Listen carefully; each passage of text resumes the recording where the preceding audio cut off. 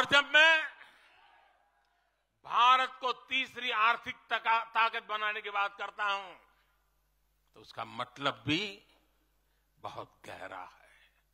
इसका मतलब है भारत के आर्थिक, सामरिक और सांस्कृतिक सामर्थ्य का कई गुना विस्तार, चहुं दिशा में विस्तार। साथियों, हम इसके लिए कितनी तेजी से काम कर रहे हैं, इसका हिसाब लगाना भी जरूरी है। भारत को, यह आंकड़ा याद रखिए, भारत को $1 ट्रिलियन की अर्थव्यवस्था बनने में लगभग 60 साल लगे थे। 60 साल।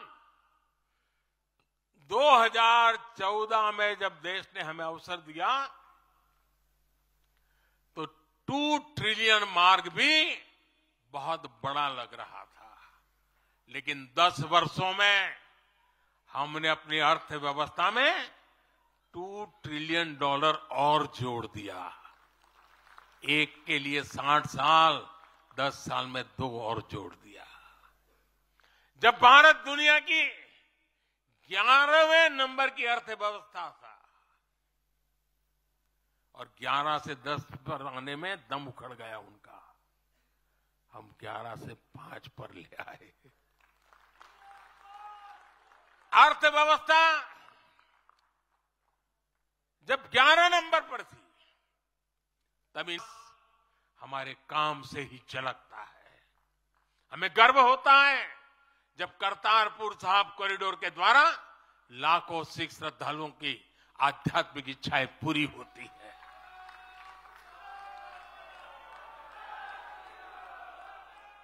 अब कल्पना कीजिए, 70 साल तक भारत की सीमा में रह करके हमारे सिख पंथ के अनुयायी दूरबीन से पाकिस्तान के अंदर करतारपुर साहिब के दर्शन करते थे।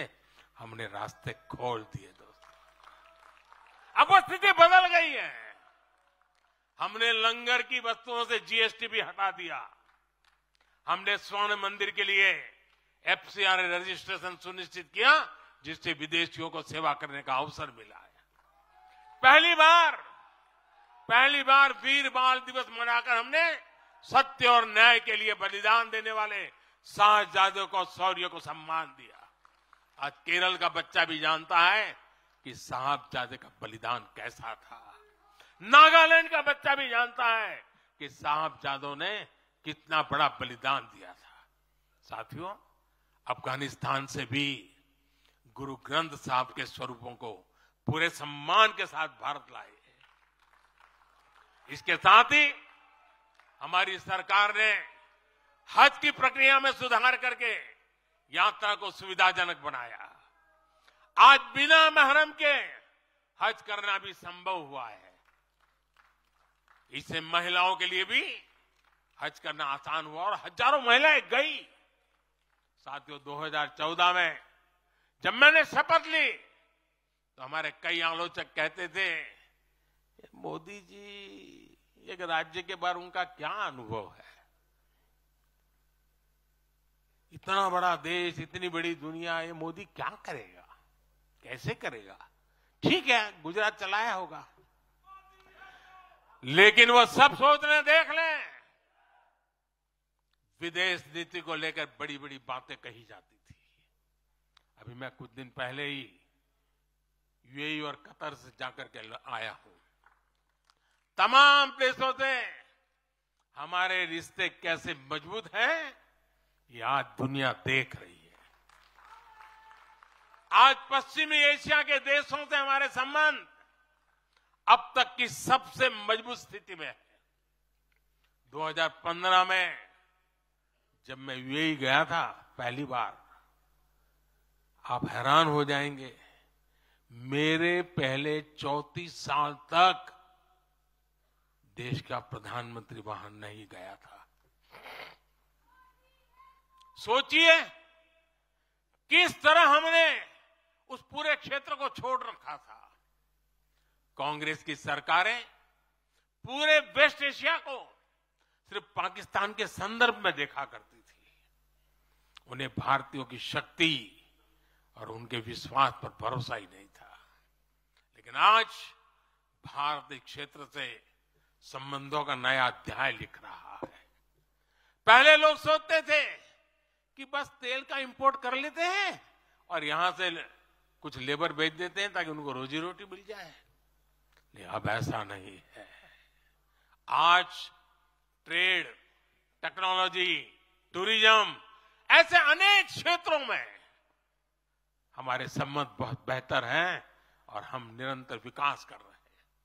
यहां तक कि अरब के 5 देशों ने मुझे अपना सर्वोच्च सम्मान तक दिया है।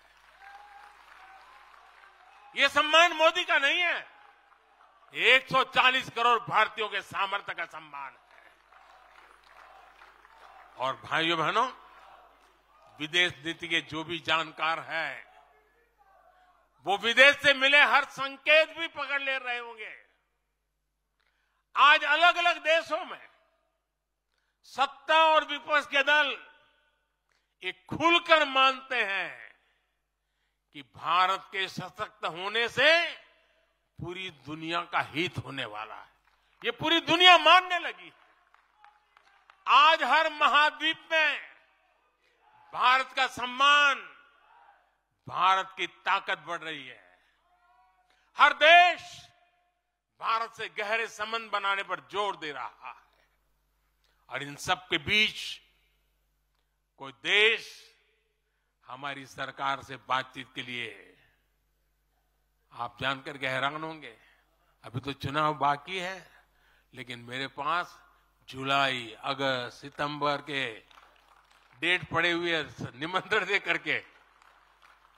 इसका अर्थ क्या है? इसका अर्थ है कि दुनिया के विभिन्न देश भी बीजेपी की सरकार की वापसी को लेकर पूरी तरह आश्वस्त है। वो भी जानते हैं, दुनिया का हर देश जानता है, दुनिया की हर शक्ति जानती है, आएगा तो साथियों, कांग्रेस से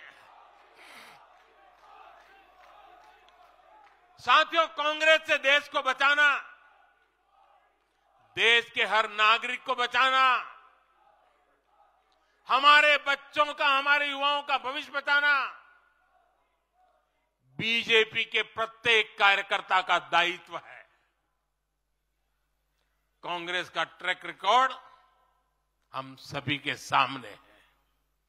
कांग्रेस अस्थिरता की जननी है। कांग्रेस परिवारवाद की जननी है। कांग्रेस भ्रष्टाचार की जननी है। और कांग्रेस तुष्टीकरण की भी जननी है।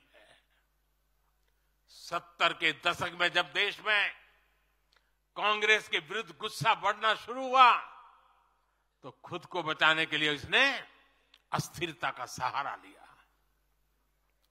हर नेता की सरकार कांग्रेस ने अस्थिर की। आज यहां प्रस्ताव के समय इसकी चर्चा आई है, तो मैं ज्यादा उसके लिए कहता नहीं हूं।